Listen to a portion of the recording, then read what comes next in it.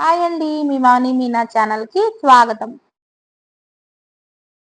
నేనైతే ఈరోజు మీకు ఈ కూరగాయలు చూసారు కదా! ఎంత ఫ్రెష్‌గా ఉన్నాయో. పైగా ఆర్గానిక్ కూడా ఉన్నాయి.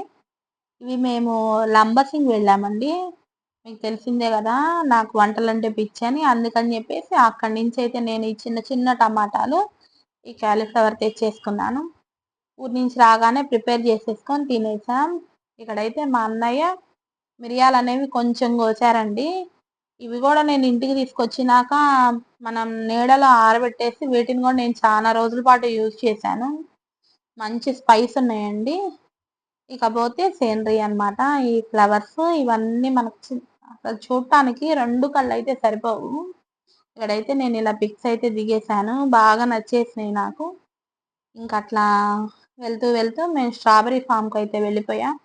అక్కడ నుంచి స్ట్రాబెర్రీ అండ్ బ్రోకలీ అండి. ఈ 2 గూడా అక్కడ పండిస్తున్నారనమాట. మనకిక్కడైతే స్ట్రాబెర్రీ పండిస్తారా అన్నట్లుగా ఉన్నాయి. అసలెంత స్వీట్‌గా ఉన్నాయో. ఇంక మేమైతే అన్ని ఫోటోస్ తీసేసుకుంటా ఉన్నామండి. అప్పటికి నాకు యూట్యూబ్ స్టార్ట్ చేస్తానన్న థాట్ అయితే లేదు. అందుకని జెప్పేసి నేను జస్ట్ ఫోటోస్ మాత్రమే తీశాను నాకు తెలిసినంత వరకు. ఇక్కడైతే స్ట్రాబెర్రీ ఫామ్‌కి వెళ్ళే రూట్ అది. ఇక్కడ మేము లంబసింగి వెళ్ళాం గదా! అక్కడన్నీ ఇలాంటి ఫ్లవర్సేనండి. మొత్తం కొండ మొత్తం మేము జర్నీ చేసాం. అంతా ఇలాంటి ఫ్లవర్సే ఉన్నాయి. ఇక్కడ మామగారైతే నేను ఫ్లవర్స్ అలానే చూస్తుంటే బాగున్నాయనుకుంటే ఒకడు కోసి నాకిచ్చారు.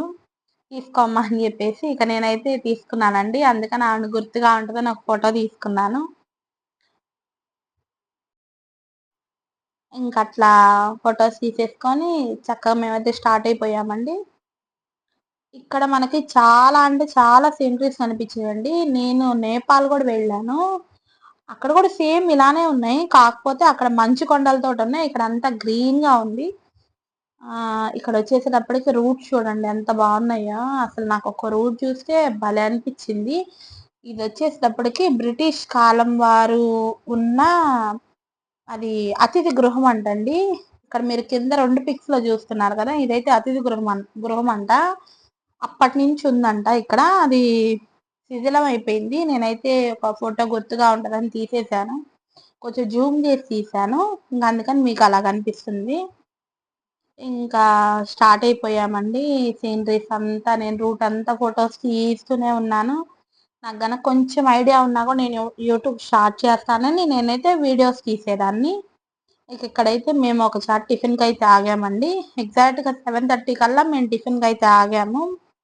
అసలు టిఫిన్ ఉందండి. ఎలా అయినా గోదావరోళ్ళంటే గోదావరోళ్ళేనండి. చాలా బాగుంది. మేము ఆగింది కూడా చాలా చిన్న హోటల్‌లో. చాలా రీజనబుల్ ప్రైజెస్‌లో కూడా అక్కడైతే మాకు టిఫిన్ దొరికింది. ఇక మేమైతే తినేసామండి. తిని చక్కగా టీ ఆర్ కాఫీ ఎవరికి కావాల్సినవి వాళ్ళు తాగేసాము. ఇక స్టార్ట్ అయిపోయాం. అంటే టైం గూడా మనకి గుర్తుంటదని జెప్పేసి నేను టైం గూడా మెన్షన్ చేసి ఫోటోస్ అయితే తీసుకున్నాను.